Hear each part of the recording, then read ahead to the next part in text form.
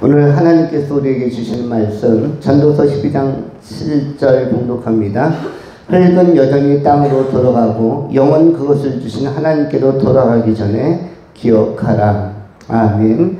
이 말씀을 통해서 영은 하나님께로 라는 제목으로 하나님의 말씀 전합니다.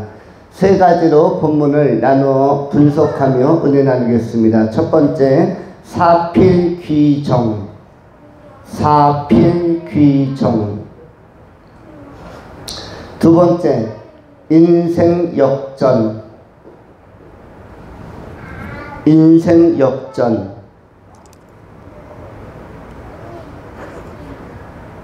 세 번째, 세심한 집중. 세심한 집중.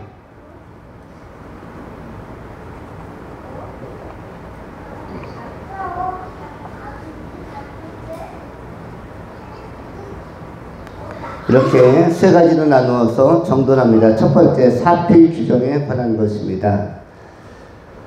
오늘 본문 말씀에 어떤 표현이 있냐면 돌아가고라는 표현이 있습니다. 흙은 여전히 땅으로 돌아가고.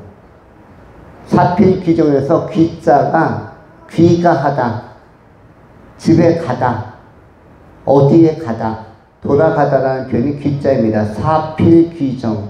사필이라는 것이 뭐죠? 모든 일은, 필, 반드시.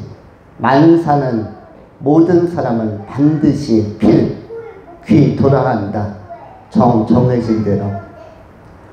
정해진 곳, 하나님께서 예비하신 곳, 또는 예비하신 미래, 예비하신 삶으로 돌아간다. 그것을 사필귀정이라고 합니다.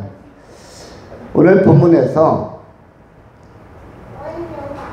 흙은 여전히 땅으로 돌아가고 영은 그것을 주신 하나님께로 돌아가기 전에 기억하라. 돌아가고 돌아가기라는 단어, 돌아가다라는 표현이 두 번 반복해서 나오고 있는 것입니다. 돌아가고 돌아가기 전에. 돌아가다라는 것이 뭐라고 그랬죠? 오늘 한문은 귀자를 쓴다고 했습니다. 돌아갈 귀자. 귀가하다, 귀소하다, 어떤 귀대하다, 부대에 복귀하다, 기대하다, 어떤 장소에 다시 가는 것을 귀소하다. 하늘로 올라가는 것을 귀천이라고도 표현합니다. 그래서 유명한 시에도 귀천이라는 시가 있습니다. 그런데 오늘 본문에서 모든 인간은 돌아갑니다. 어디로 돌아갑니까? 정해진 곳으로. 정해진 곳으로. 필, 반드시 돌아갑니다. 창세기 3장 19절에 성경은 이렇게 기록을 합니다. 네가 흙으로 돌아갈 때까지. 이 창세기 3장에도 돌아가다라는 표현이 나오는데, 내가 흙으로 돌아갈 때까지 얼굴에 땀을 흘려야 먹을 것을 먹으리니 내가 그곳에서 취함을 입었습니다. 그것, 흙에서 취함을 입었습니다. 너는 흙이니 흙으로 돌아갈 것이니라. 창세기 3장 19절에 이미 돌아가다라는 표현을 두 번 다시 사용하고 있습니다. 네가 흙으로 돌아갈 때까지. 흙으로 돌아갈 때까지를 뭐라고 얘기합니까? 인생, 삶이라고 이야기하는 것입니다. 네가 흙으로 돌아갈 때까지 얼굴에 땀을 흘려야 먹을 것을 먹으리니 네가 그것에서 취함을, 만들어짐을 입었습니다. 너는 흙이니 흙으로 돌아갈 것이니라. 창세기 3장 19절에 돌아가다는 표현이 두 번 나옵니다. 그래서 창세기 3장 19절 에덴 동산에서 하나님께서 아담과 하와에게 선포한 이 말씀은 전도서 12장 7절에서 다시 한번 나오고 있음을 우리는 확인할 수가 있습니다. 오늘 본문에서 두 단어가 특이하게 등장합니다. 전도서 12장 7절 흙은이라고 되어 있는데, 여기서 흙이라는 것이 무슨 뜻일까요? 여기서 흙은이라는 단어와 육체라는 단어는 똑같은 말입니다. 내 몸은이란 뜻입니다. 내 몸은. 내 몸은 어디로 돌아간다? 땅으로. 그런데 전도서의 기록자에 의하면, 시각에 의하면 인간을 흙으로 보았습니다. 인간은 구성 요소가 흙입니다. 흙과 뭘로 만들어졌다고요? 수분으로. 흙과 수분으로 이것이 하나님의 영, 하나님께서 생기, 루하를 불어넣으니까, 생기를 호흡을 불어넣으니까 생명이 되었는데 흙과 물의 결합이 아주 독특한 인간이라는 형태로 변형이 되었습니다. 이른바 트랜스포메이션, 완전히 큰 전환이 일어난 것입니다. 영화 중에 미국에서 만드는 그 미래 영화 가운데 SF 영화 가운데 트랜스포머 같은 영화 시리즈가 있었죠. 큰 변화가 일어난 것입니다. 흙과 뭐와의 만남? 물과의 만남인데 거기에 생기가 들어가니까, 하나님의 영의 호흡이 들어가니까 우리 같은 인간이 만들어진 것입니다. 그래서 인간은, 인간 자체가 가장 신기한 존재입니다. 여러분, 신기한 것, 세상에 이런 일이 여러 가지 기적적이고 아름답고 절묘한 것들이 많이 있지만, 인간이 인간 된 것보다 흙과 물이 생기의 호흡 하나에 여러분 현재의 모습으로 아름답게 건강하게 균형 있게 만들어진 변화만큼 신기한 것은 없는 것입니다. 어떤 꽃집을 운영하는 분이 있습니다. 꽃집을 운영하는 어떤 권사님 계신데 40년 동안 꽃집을 운영해 왔대요.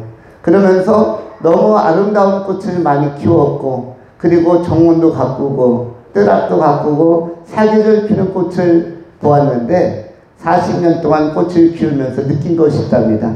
각종 많은 아름다운 꽃을 보았는데, 그런데 그 중에서 가장 아름다운 것은 뭘까 생각해 보니까 꽃보다 아름다운 것은 사람이다.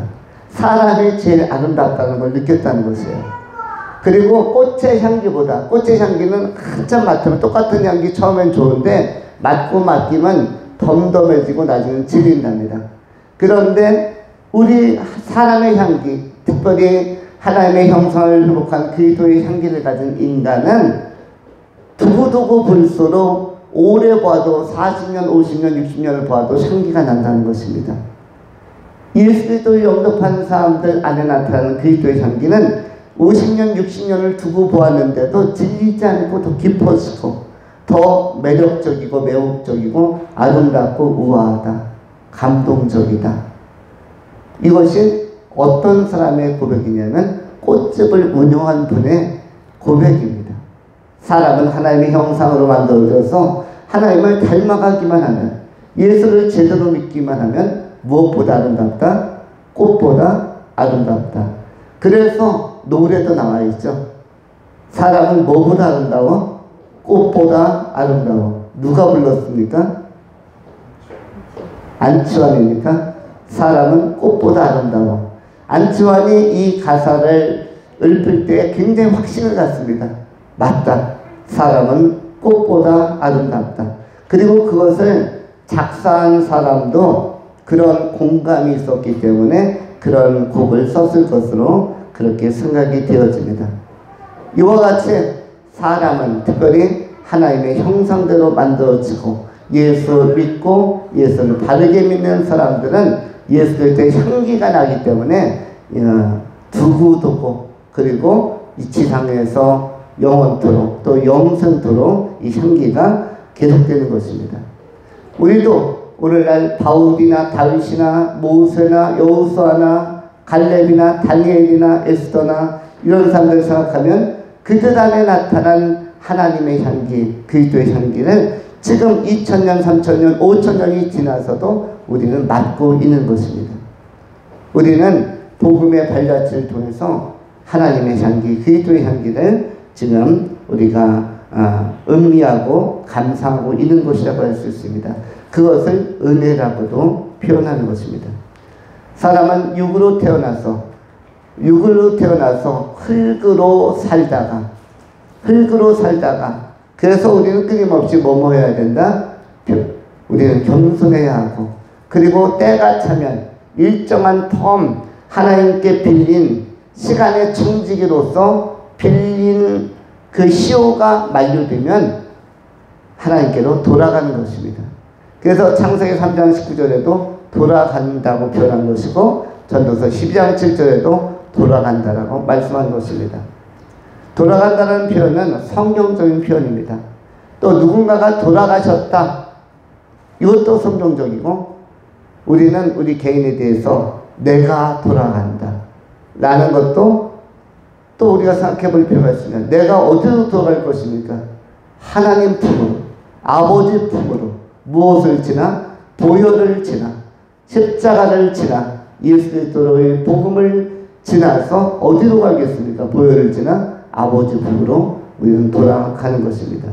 그것을 뭐라고 하냐면 잘된 인생, 그리고 이렇게 인생의 강을 건너서 흙으로 살다가, 몸을 가지고 살다가, 우리 몸은 실제로 과학적으로, 물리학적으로, 화학적으로 분석해보면 흙 그 자체라고 하죠. 여기는 광석의 물질도 있고 철분도 있고 마그네슘, 아연. 여러분 연세가 50세 넘어가면 그 영양제 중에 뭘 먹어야 된다고 하죠? 철분제, 마그네슘제 이런 것들 안 먹으면 어떻다고 그러죠? 손마디가 뻐근하기도 하고 관절에 부담이 오기도 하고 염증도 오고, 그래서 영양제 가운데서 철분 효소 내지는 이러한 광석에서 나올 수 있는, 흙에서 나올 수 있는 것들을 많이 필요로 한다고 합니다. 어떤 과학자가 실제적으로 인간의 가치를 과학적으로만 환산했습니다. 과학적으로 인간은 얼마인가? 얼마가 나왔었겠습니까? 인간의 값이. 과학적으로 분석하면. 뭐 존재론적으로 또는 가치론적으로, 인식론적으로 이렇게 철학적, 인문학적 접근이 아니라 그냥 과학적으로만 접근하면 인간은 얼마짜리입니까? 유물론적으로 계산하면 인간은 얼마짜리? 300원짜리라고 하죠. 인간은 과학적으로 분석하면 300원짜리랍니다. 과학적인 뭘로? 흙으로 보고 거기서 필요한 유용한 물 다 뽑아내고 유용한 광물질로만 해보니까 못하나래요. 못하나. 약간 큰 데모타나. 데모타나에 들어가 있는 광물질의 요소, 딱 그 인이든 뭐든 마그네슘이든 다 철이든 해보니까 못하나. 큰 데모타나. 그래서 유물론자들은 사람의 생명을 귀한 것으로 여기지 않습니다. 그래서 숙청을 하는 것이죠. 숙청을 하고 그리고 여러 쉽게 인권을 유린하기도 합니다. 그러나 우리는 유물론을 갖지 않고 하나님을 경외하는 마음을 가지고 우리는 자유민주주의 체계와 토대 안에서 인간을 존재론적으로 보기 때문에 생명의 가치를 무엇보다 귀하게 여기는 것입니다. 그러면 과학적으로, 유물론적으로는 300원의 가치라면 존재론적으로, 인격적으로, 인간의 인권적 차원에서 인간의 값은 어떻게 될까요? 인간의 값은 얼마입니까? 돈으로 환산할 수 없다. 돈으로 규정할 수 없다. 무한한 가치를 갖는다는 것입니다. 여러분, 예수 믿고 구원받으면 구원의 가치는 얼마입니까? 예수 믿고 구원받으면, 예수 영접하고 거듭나고 구원받으면 구원의 가치는 얼마예요? 문자적으로 보면 얼마입니까? 구원의 가치는 문자적으로 보면 얼마예요? 구원입니다. 구원의 가치는 문자적으로 보면 못하나 300원보다도 약합니다. 그러면 그런데 의미론적으로 보면 구원의 가치는 얼마입니까? 무한하다. 무한대이다. 언어로, 숫자로 형용할 수가 없다. 그러면 구원을 받지 못하면, 예수 믿고 거듭나고 구원받지 못하면 인간은 진짜 문자적인 구원밖에 되지 않는 헛되고 헛된 삶을 살다가 끝나는 것입니다. 그러면 우리는 문자적인 구원의 가치밖에 안 되는 예수 밖에 예수를 피해서 살 것인가, 예수 안에서 무한한 구원의 능력과 같이 헤아릴 수 없는 은혜 안에 영생을 살 것인가를 선택해야 하는 것입니다. 본문에서 우리의 몸은 주어진 시간이 지나면, 시간은 다 빌리는 것입니다. 여러분 생명을 내 것이라고 생각하죠? 내가 몇 살이다. 여러분 나이 몇 살입니까? 그 나이는 빌린 나이입니다. 누구에게 빌린 거예요? 하나님께 거저 빌린 것입니다. 거저 무상으로 빌린 것이에요. 여러분 것이 아닙니다. 그래서 내가 하루하루 사는 것은 무엇입니까? 감사입니다. 내가 몇 살까지 살 것인가는 무엇과 정비례합니까? 하나님께 내가 얼마 정도의 시간을 빌렸더라와 내가 빌린 시간과 내가 몇 살까지 살 것인가는 정비례하는 것입니다. 내가 오래 살 것인가 짧게 살 것인가의 문제가 아닙니다. 그것은 여러분의 소관이 아닙니다. 인간은 태어나는 시점을 알 수 있으나 돌아가는 시점은 아무도 알 수가 없습니다. 태어나는 것은 순서가 있으나 돌아가는 것도 순서가 정해지지 않았습니다. 그러면 사람이 언제까지 살 것인가, 장수할 것인가 아닌가의 문제는 빌린 시간에 따라서 결정된 것입니다. 여러분이 하나님께 100년을 빌렸으면 100년 사는 것이고, 10년을 빌렸으면 10년 사는 것이고, 80년을 빌렸으면 80년 사는 것이고, 빌린 만큼 사는 것입니다. 스데반은 33세에 세상을 떠났습니다. 그러면 이 스데반은 짧게 살다 간 것이 아니라 33년만 빌렸고 빌린 시간은 다 쓰고 영광스럽게 하는 날에 들어간 것입니다. 모차르트도 마찬가지죠. 슈베르트도 마찬가지입니다. 젊은 천재들, 그 천재들, 천재음악가들, 그 다음에 세계적으로 존경받는 유명한 그 선교사이자 복음 전도자였던 오스왈드 챔버스는 42세의 세상을 떠났습니다. 네덜란드 쪽에서 복음을 가지고 출발해서 아프리카에 들어가서 열심히 복음을 전했는데, 그리고 주님은 나의 최복이라는 책을 포함하여 여러 가지 좋은 제목의 책들을 펴내기도 하고 글도 썼는데, 이 훌륭하고 위대한, 저는 한 목회자로서 가장 존경하는 분이 오스왈드 챔버스인데, 이분은 42년을 빌렸습니다. 42세까지 살았다라고 표현할 수도 있지만 이것은 하나님께 빌린 시간이고, 빌린 시간이 만료되면 돌아가는 것입니다. 어디에? 사필귀정, 정해진 곳에. 우리는 남은 시간들, 빌린 시간을 사는 것입니다.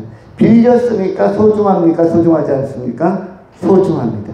하나님께 빌렸으니까 더 귀한 것입니다. 가치 있는 것입니다. 그래서 하루하루 이 지상에 살 수 있음을 감사하고, 빌린 시간이 내 것이 아니라 그것도 귀한 분에게 빌린 것이기 때문에 무이자로 그냥 빌렸기 때문에, 다만 빌린다는 것은 준다가 아닙니다. 갚아야 되는 것이 있는 것이에요. 여러분, 빌리는 것은 뭐다? 갚을 것이 있는 것입니다. 그런데 하나님은 계산에 밝으신 분이라 이자도 요구하십니다. 하나님이 이자를 요구합니까? 요구하지 않습니까? 하나님은 이자를 요구하시는 분이에요. 마태복음 24장이라든지 25장이라든지 또 누가복음 19장이라든지 달란트의 비유와 문화의 비유까지 동원해서 2배 내지는 5배 자꾸 이문과 이자에 대한 것까지도 제시하십니다. 그러면서 이자를 하나도 안 남기고 땅에다 그대로 묻어두었다 1년 후에 찾아오는 사람에 대해서는 상당히 심각하게 그 문제를 제기하셨습니다. 수건에 한문 하나를 싸서 묻어두었더니 1년 후에도 한문 하였던 것을 보고는 굉장히 너는 인생 경영에 있어서 또 자본 경영에 있어서 관리 소홀했다라고 질책하셨습니다. 그리고 심지어는 그 문화를 전혀 남기지 않은 사람에 대하여 저 어두운 데로 내어 쫓으라고까지 말씀하셨습니다. 그럼 무엇을 알려주려고 하는 거죠? 하나님 나라에 돌아가면은 사필 규정 돌아가면 반드시 하나님을 묻습니다. 내가 준 시간이라는 자원, 그 엄청난 자원, 돈으로 한 사람은 수천조에 해당하는 그 자원을 가지고 너는 무엇을 하다 돌아왔느냐, 이것을 묻는 것입니다. 그때 나는 예수 믿는 일, 이 하나의 소중한 일을 발견하느냐, 내 시간을 내 인생을 다 썼습니다 하면은 착하고 충성된 종이다 라고 칭찬을 받는 것이고, 이 종에게 2문화를 또는 2달란트를 또는 5달란트를 더 주어라 라고 칭찬받는 것이고, 인생을 계속 돌다가 열심히 살았는데 세상에서 작은 부분적인 업적과 목표와 성취만 이루고 예수 믿는 가장 궁극적인 목적 타켓은 접근도 못하고 돌아왔나이다 하면은 뭐라고 얘기합니까? 내 시간을 돌려줘라. 내가 너에게 맡겼던 시간, 그 근원적인 자본을 돌려줘라. 돌려줄 수 없느냐? 그러면 너는 어두운 데 가서 이를 갈고 있을 것이다. 하나님은 이렇게 우리에게 시간 청지기에 대한 책임을 묻고 확인하는 것입니다. 그래서 우리는 이른바 시간 청지기로서의 주의 의무, 선한 청지기로서의 주의 의무를 잘 감당하면서, 그 감당하는 첫 번째는 뭐다? 하나님이 가장 원하시는 일, 구원에 참여하는 일, 복음을 깨닫는 일, 예수 믿는 일, 하나님 앞에 영광 올려드리는 일에 우리가 그 궁극적인 목적에 최선을 다해야 할 것이고, 또한 우리가 관심을 보여야 할 것입니다. 우리는 흙으로 태어나 육체로 태어나서 다시 흙으로 돌아가는 것입니다. 우리가 돌아가는 그 지점이 귀정에 정해진 그 지점, 그 미래가 하나님의 나라, 천국, 영생의 나라가 다 되실 수 있기를 축원합니다. 두 번째로 인생 역전입니다. 인생 역전입니다. 또 인생은 한방이라는 말도 있습니다. 인생은 뭐다? 한방. 그러면 양리는 아닌가 봐요. 한방병원을 중심으로 인생을 풀어가야 되나 봐요. 인생은 한방이다. 그런데 이 인생은 한방이라는 것은 어떤 요행수를 바라거나 또는 뭐 로또 복권처럼 대박 행운을 바라거나 이런 것이 아니라, 인생 한방이라는 것은 인생은 예수라는 가장 큰 것 한방을 제대로 접하고 경험하고 복음을 제대로 깨달으면, 인생 한방 거듭남이라는 이 사건을 맞이하면 인생은 진짜 역전이 되는 것입니다. 인생은 역전되는 것입니다.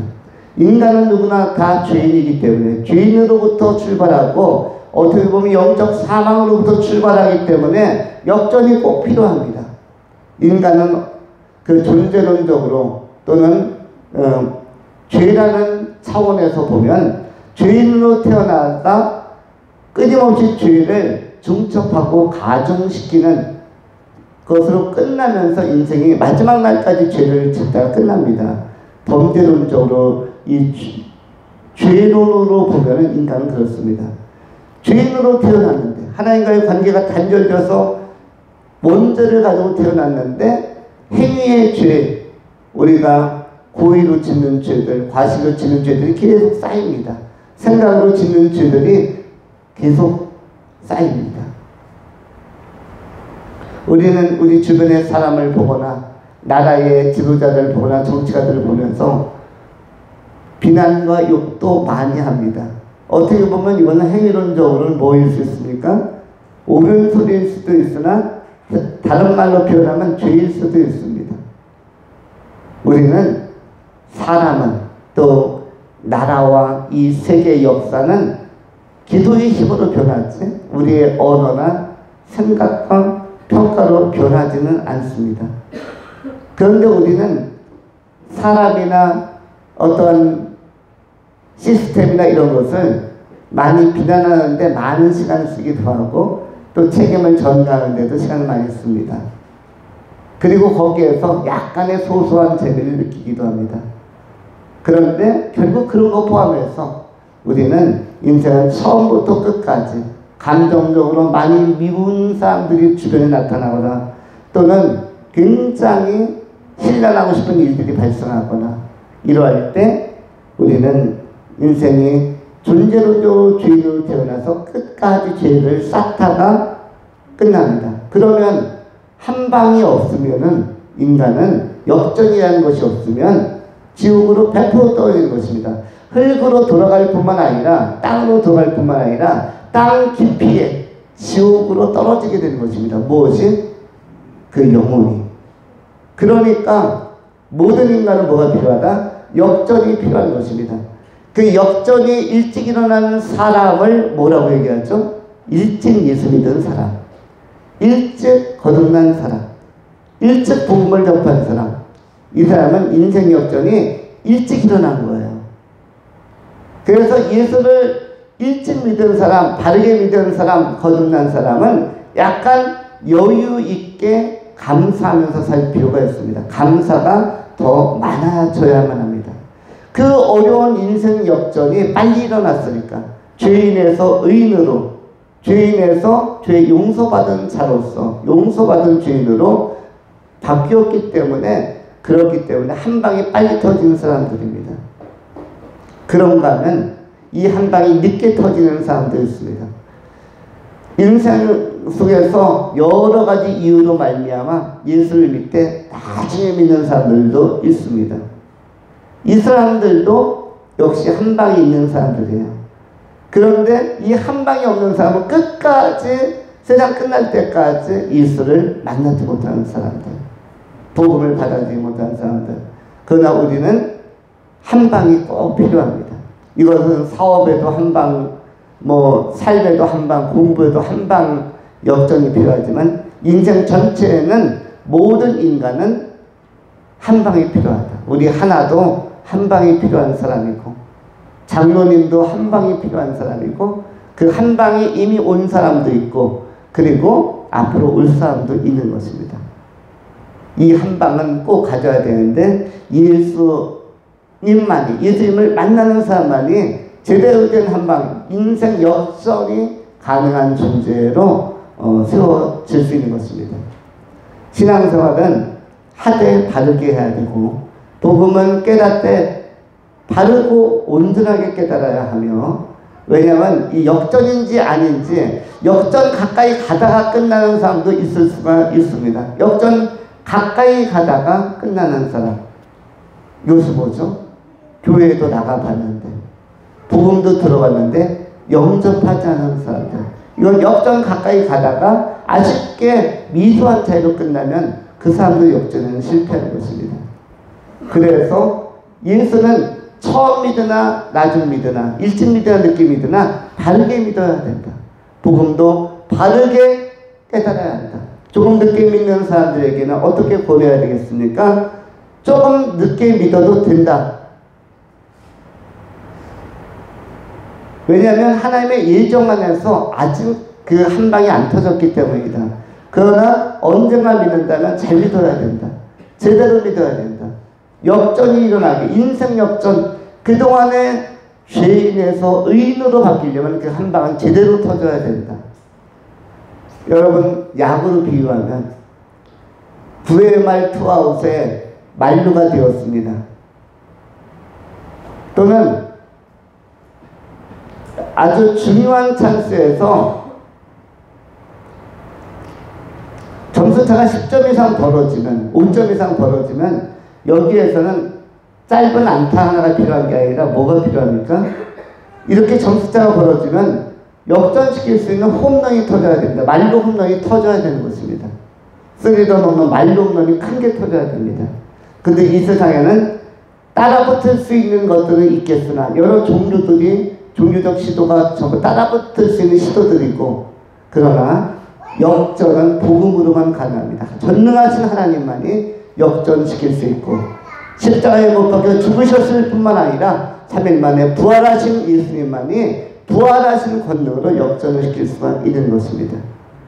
우리가 인생은 한 방이라는 것, 또 인생은 역전이 중요하다는 것을 생각하면서 여러분이나 나나, 여러분이나 저나, 여러분이나 여러분이 사랑하는 사람들이나 인생 역전이 다 이루어짐으로 그 한 방을 제대로 터뜨릴 수 있는, 복음을 제대로 용접하는 지혜자들이 다 되실 수 있기를 축원합니다. 마지막 세 번째로 세심한 집중입니다.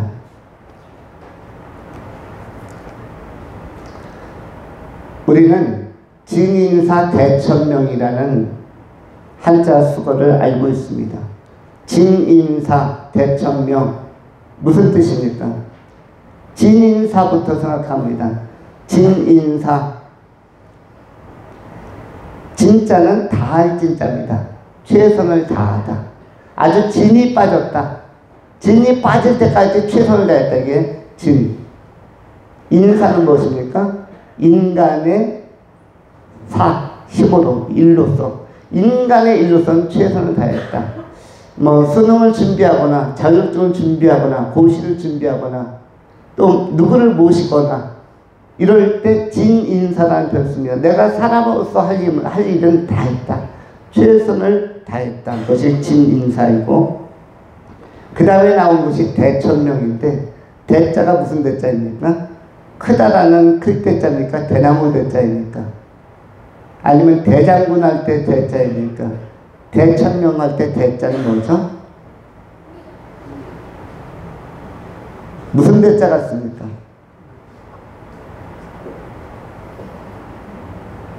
이것은 기다릴 때, 기대할 때자입니다. 대기 상태란 말도 있죠. 대기해라. 기다리고 기대하면서 잠시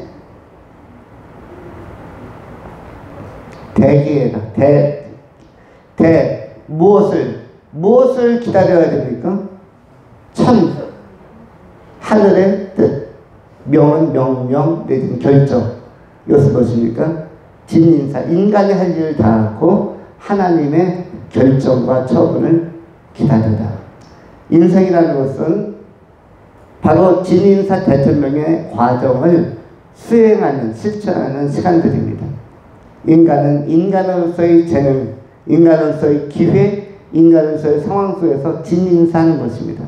여러분 지금까지 진인사 해오신 것입니다. 그리고 앞으로도 여러분의 환경, 재능, 지혜, 힘, 여러 가지 아름다운 자질들과 탤런트를 가지고 진인사를 해나갈 것입니다. 먹고 사는 문제도 진인사일 것이고, 학업이나 사업에도 진인사일 것이고, 계속적으로 진인사일 것입니다. 진인사가 끝나면 뭐뭐 하죠? 이제는 결과에 기다리는데 그것은 대천명입니다. 하나님께서 어떻게 인도할지, 어떤 결과가 나올지 보통 수험생들에게 있어서 이것이 가장 잘 적용이 됩니다.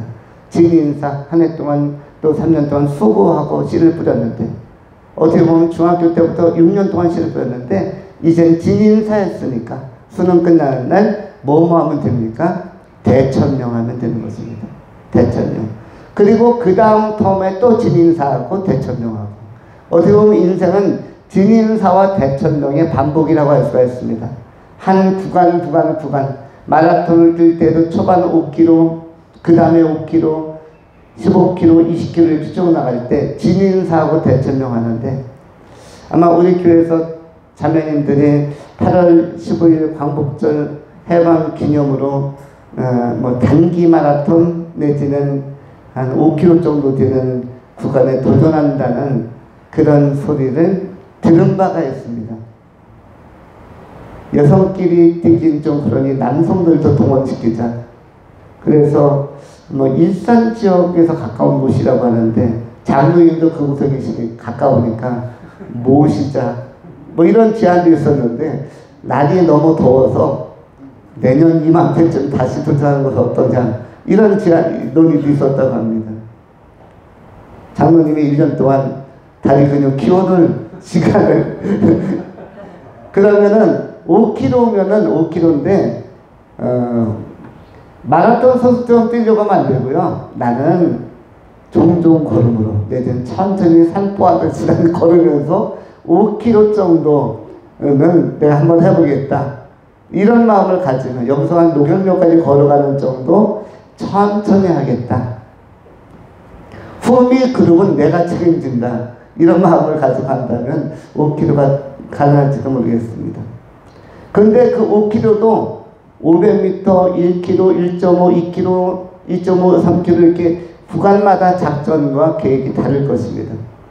마지막 100m 남겨놓으면 그래 내가 1초라도 기록을 단축하고 몇 명이라도 더 제끼기 위해서 조금 마지막 피치를 올려야지 이런 계획을 가져볼 수도 있을 것입니다. 그런데 이렇게 구간별로 인생도 가는 것입니다. 진인사하는 구간, 대천명하는 구간, 진인사하는 구간, 대천명하는 구간. 이런 구간을 통해서 여러분의 소목표들이 조금씩 달성도 되고 경험도 되는 것입니다.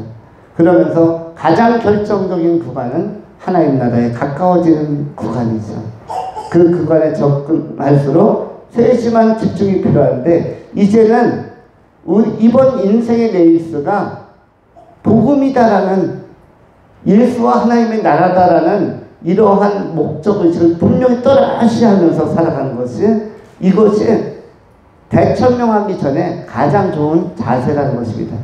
인생의 곤고한 날이 다가오기 전에 창조자를 기억하고 하나님의 나라가 가까우기 전에 천국이 가까우기 전에 그러기 전에 더 진인사 대천명할 때 진인사 대천명은 복음적 중심성을 가지고 복음에 대한 관심을 가지고 천국에 대한 소망을 가지고 상급을 쌓기 위해서 우리가 달려가는 그런 그런 보행, 그런 레이스가 되어야 하는 것입니다.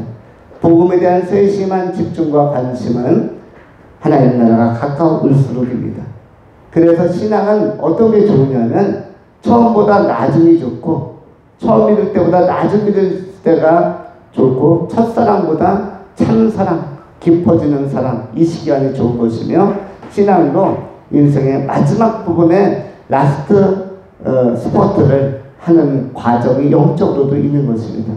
이전보다 더욱더 주님을 마지막까지 힘있게 추구하고 믿고 그럴 뿐만 아니라 우리 주변에 있는 사람들에게도 마지막까지 복음을 전달하기 위해서 하나님 나라가 가까울수록 이 세상에서 빌린 시간이 거의 얼마 남지 않았을 시점이 가까울수록 더 복음에 대한 세심한 전달과 또 확산이 우리에게 꼭 필요한 것입니다. 그리하여 우리도 구원받고 우리 주변에 있는 사람들도 구원받는 일에 우리가 참여함으로 여러분의 상급도 커지는 그리고 여러분이 사명을 완수하는 그런 다른 영적 나그네의 길을 완수해가는 그런 아름다운 열매를 맺는 귀한 성도님들의 삶이 되실 수 있기를 축원합니다. 기도하겠습니다. 할렐루야. 거룩하신 하나님, 오늘 몸은 땅으로 영은 하나님께로라는 제목으로 말씀을 나누었나이다. 이 진리의 말씀이 우리 안에 복음으로 또 지혜로 슬기로운 교훈으로 자유롭게 하여 주시고 남은 생에 이전보다 더욱더 주님을 사랑하며 천국 지향적으로 예수 지향적으로 예수 중심적으로 살아가는 하나님의 신실한 종들이 되게 하여 주시옵소서. 우리 구주 예수 그리스도의 이름으로 축복하며 감사하며 기도하옵나이다. 아멘.